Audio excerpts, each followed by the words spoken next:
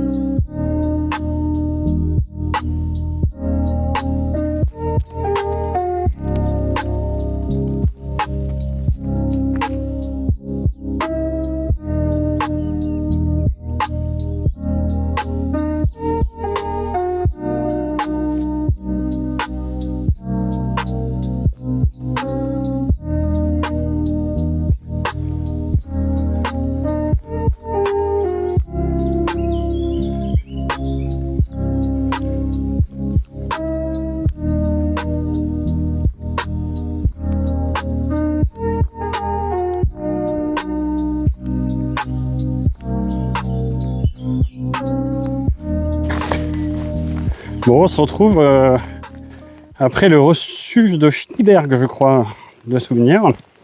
J'ai marché un tout petit bout avec René, qui m'avait rejoint en haut, là.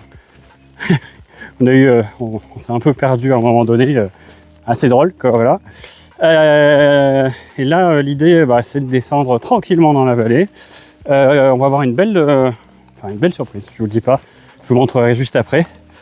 Et donc l'idée là c'est d'y aller tranquillou parce qu'après il y a une sacrée montée et je veux pas non plus me casser la gueule dans la descente, donc je fais attention où je marche, par exemple ici. Hop, voilà. On se retrouve en bas.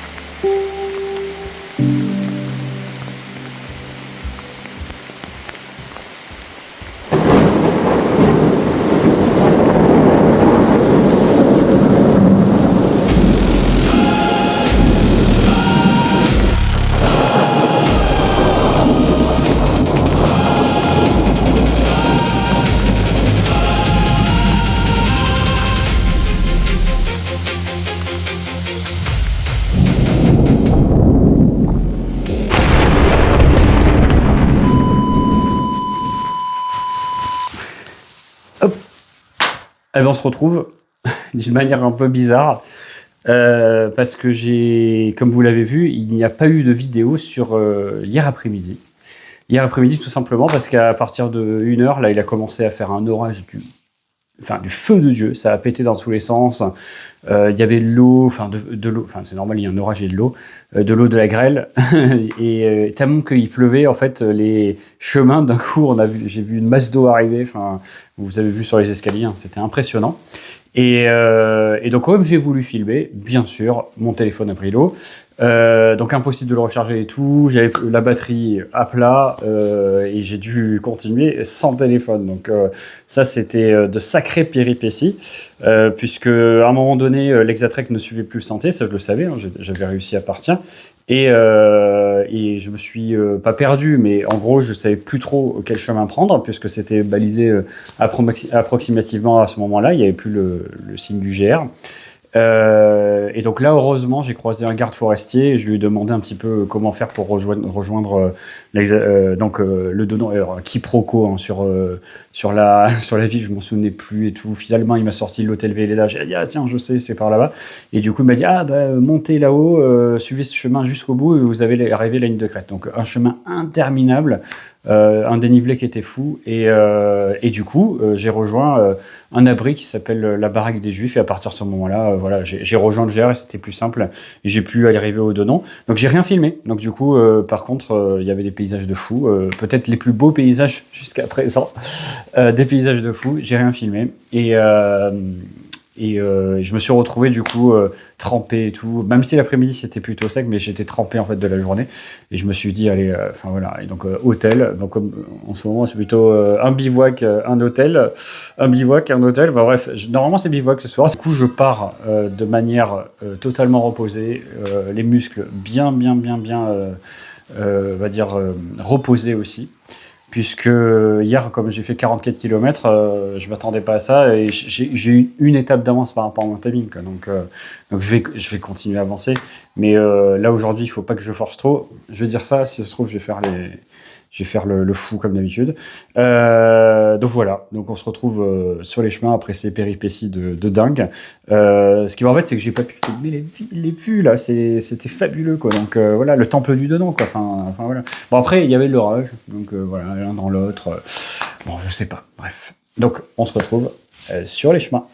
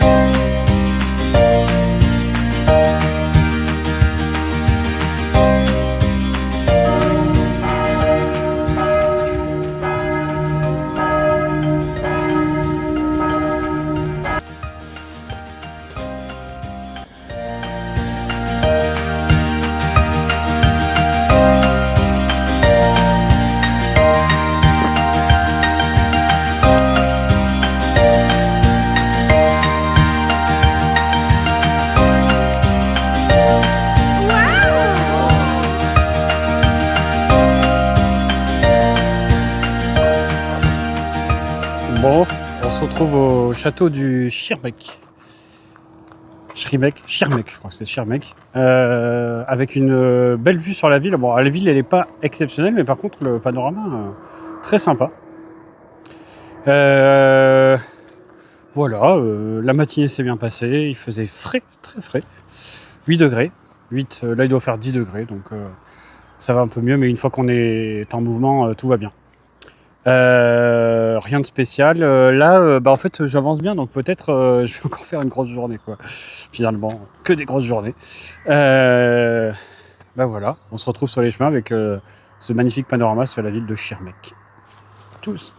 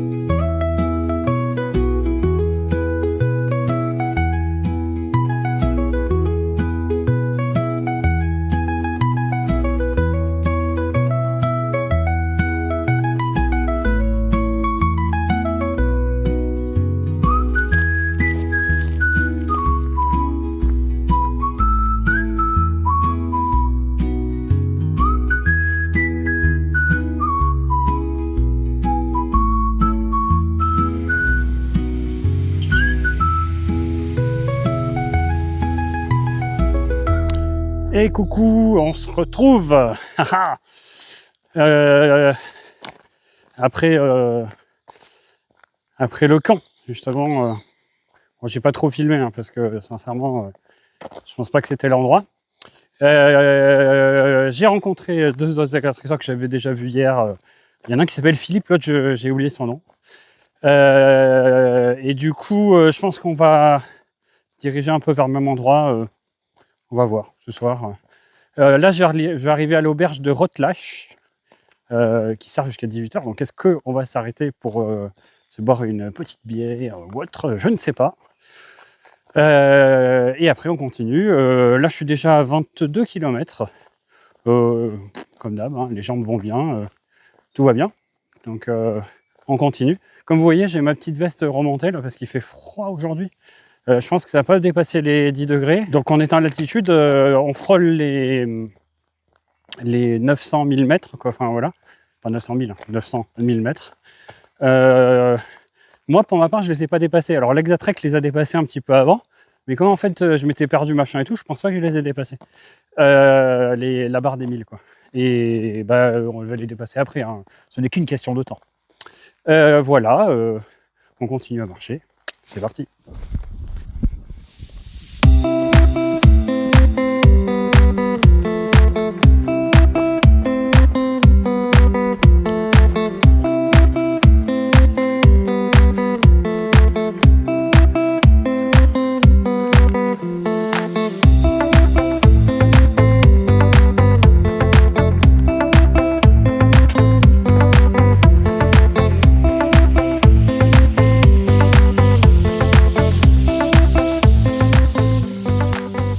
Bon, on se retrouve au château de Birkenfell.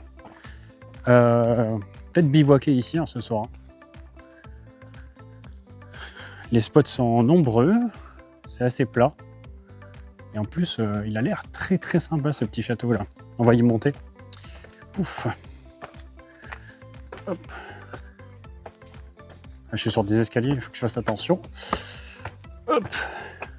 Ah, on peut pas y monter. C'est barré, c'est barré, c'est barré. Bon, il y a quand même une petite vue quand même. Je vais la montrer.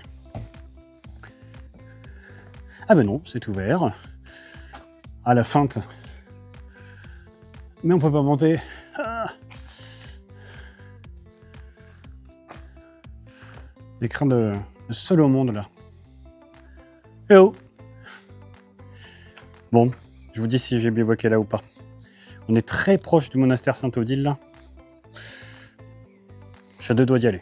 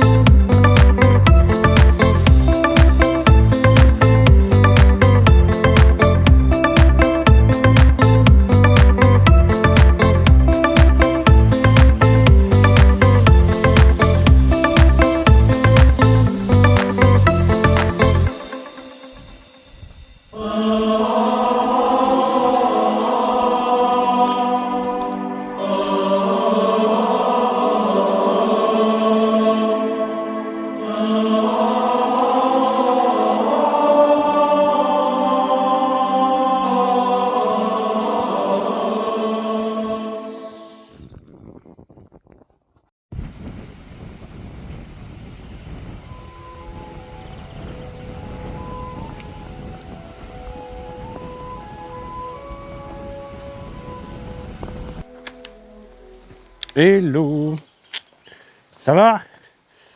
Alors, une belle matinée qui se profile avec un temps, comme vous l'avez vu, radieux. À croire que c'est la routine ce matin. Bon, après, on s'y attend un peu dans les Vosges. Qu'est-ce que je fais aujourd'hui? Alors là, je vise un château et pour le coup, je vais essayer de m'y arrêter parce qu'il va falloir quand même que je bivouaque bien comme il faut. Parce que là, j'ai dormi à côté du mont Odile. Mais bon, ça peut être considéré comme du bivouac. Sachant que super bien équipé, c'est un passage de Compostelle ou un départ, je n'ai pas très bien compris. Les gens sont super accueillants, enfin parfait. Par contre, tous monnaies, hein, là-bas. Tous monnaies. Donc, il n'y a pas de petites économies, ça on le voit bien. L'idée, donc, c'est d'y aller mollo aujourd'hui. On va descendre dans la ville de Bar, où j'aimerais approvisionner, normalement. Parce que là, j'ai pas mangé. Il y avait une auberge et tout, j'ai pas mangé. Parce que j'avais acheté déjà des trucs à Schirmeck. Donc, je vais encore accorcher tous les noms allemands, hein, bien entendu. Voilà, et on se retrouve sur les chemins.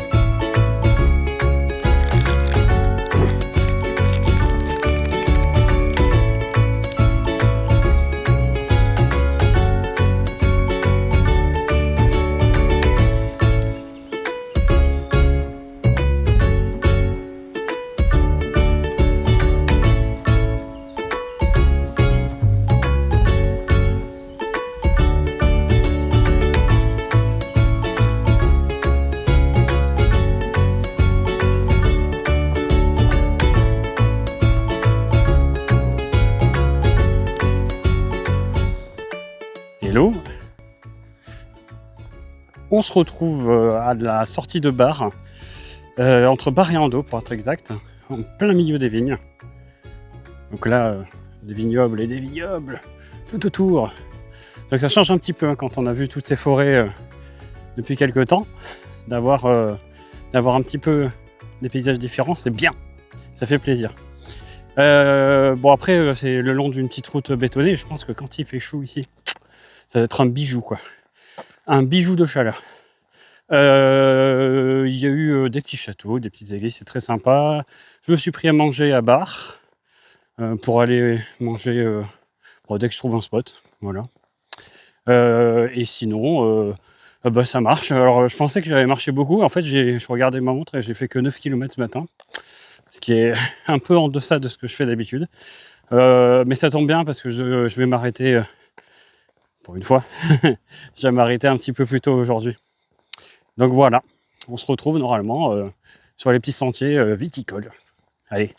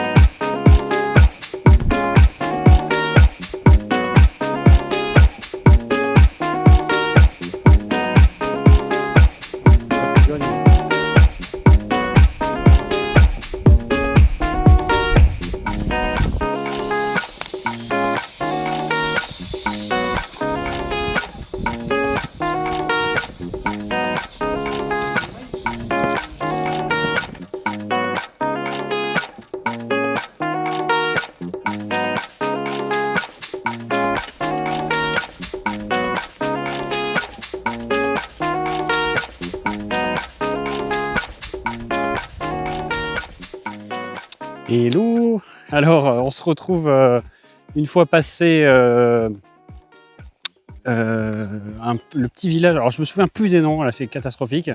Mais je sais qu'on est du côté de Célestat.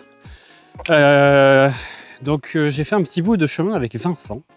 Vincent qui faisait Compostelle. Et donc, du coup, on est partis ensemble sur le GR5 sans vérifier en fait où partait Compostelle. Et on s'est rendu compte au bout d'un moment que ça n'allait pas du tout au même endroit. Donc, en fait, je l'ai un peu raccompagné. Je l'ai accompagné jusqu'au chemin de Compostelle qui fait la vallée. Donc, ce qui est bien, c'est que ça me change un petit peu parce que là, on a fait que des vignes quasi. On a quand même fait la montée pour monter sur le plateau. Donc, on était dans la forêt. J'ai fait 2-3 photos. Mais du coup, je pensais finir à bivouaquer dans un château. Et à l'arrivée, je vais finir à Châtenois, quoi. Enfin, donc, tellement que ça va vite. Donc, on va dire encore, Kevin, qu'est-ce que tu fais? Il faut que tu profites. Oui, je profite. Je profite. Regardez, je profite de ces belles vignes. Je profite derrière de ce château magnifique. Derrière, je mettrai le nom. Je ne sais pas lequel c'est. Là, celui-là. Voilà. Mais en tout cas, ça m'a permis de faire une super rencontre. Merci Vincent pour ce petit chemin de Compostelle, le partage avec toi. On est rentré dans plusieurs églises, c'était vraiment cool. Et une personne avec beaucoup de connaissances. Donc on a partagé nos diverses connaissances, moi plus sur la rando, lui un peu plus sur l'histoire du pays, avec la fameuse révolte du Bundestag, révolte paysan de 1525, voilà. Donc très intéressant parce qu'en fait, il y a plein de choses qui se sont passées en Alsace quand même. Super petite région. On aime bien cette région finalement. Ah là là. J'aime bien l'Alsace. Voilà. Donc on se quitte sur ces belles images du vignoble. J'espère que c'est du Riesling. Je crois pas qu'on soit dans la région, mais bon. Bon, allez, ciao. On se retrouve à Châtenois.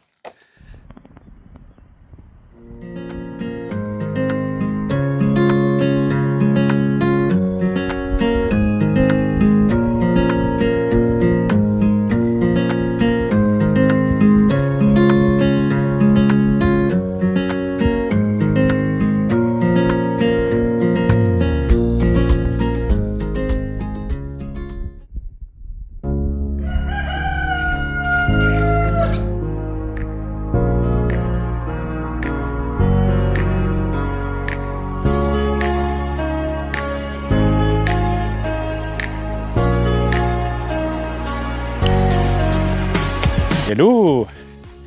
On se retrouve pour une nouvelle journée. Alors une journée chaude aujourd'hui. Et ça va pas s'améliorer dans les prochains jours.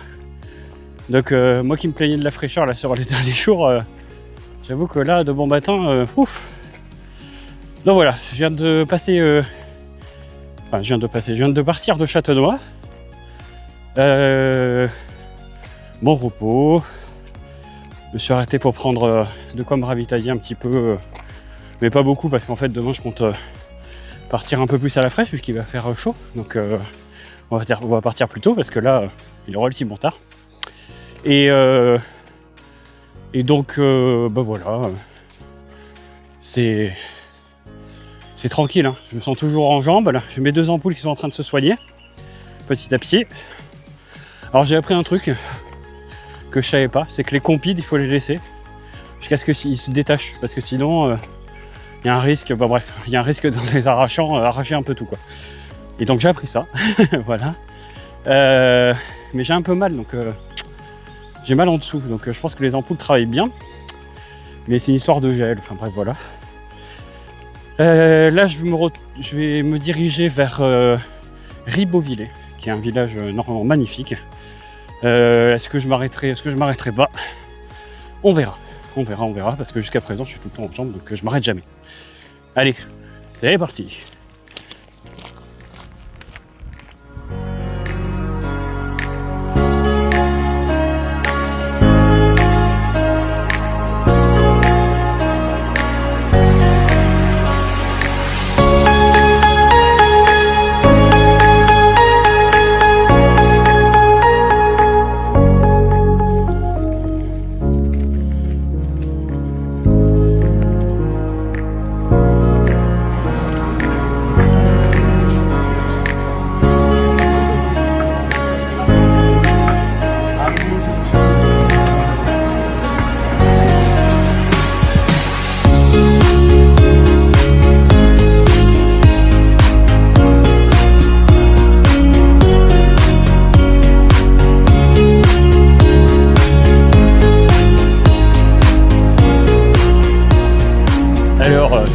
se retrouve juste après le château du Haut-Königsbourg. J'ai retrouvé mes acolytes. Mes acolytes. Ils boivent pas du tout. Mes acolytes, Philippe et Gabriel, je crois que c'était ça. Je me trompe, hein, j'en suis sûr que je me trompe pour le deuxième. Du coup, ils étaient à la fraîche là, ils avaient dormi en abri. Ah là là, ils sont fabuleux. Mais par contre, ils ont un super bon rythme, hein, moi je suis impressionné. Et voilà, et donc là, ça continue tranquillou. Le but, c'est d'arriver à un genre de tour château aujourd'hui et d'y dormir en bivouac ou à la fraîche. Voilà, on va voir. Allez.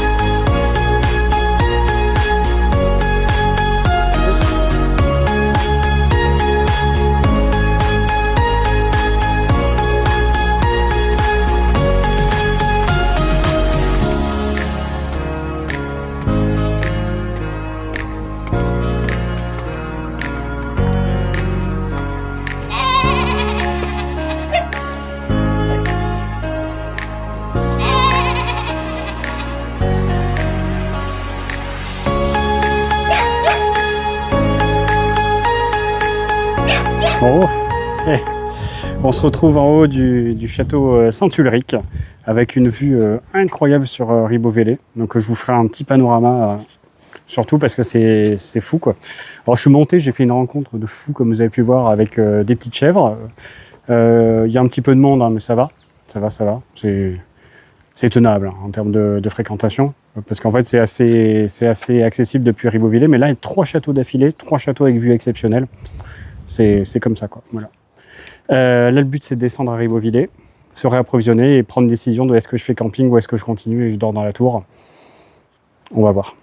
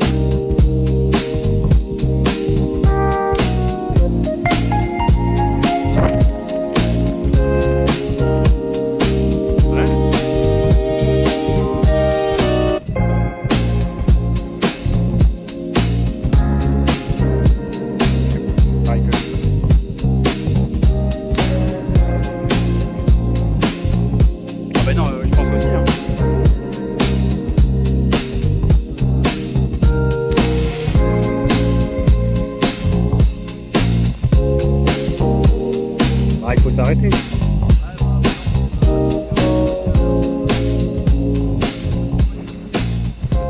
Il faut dormir. Hein.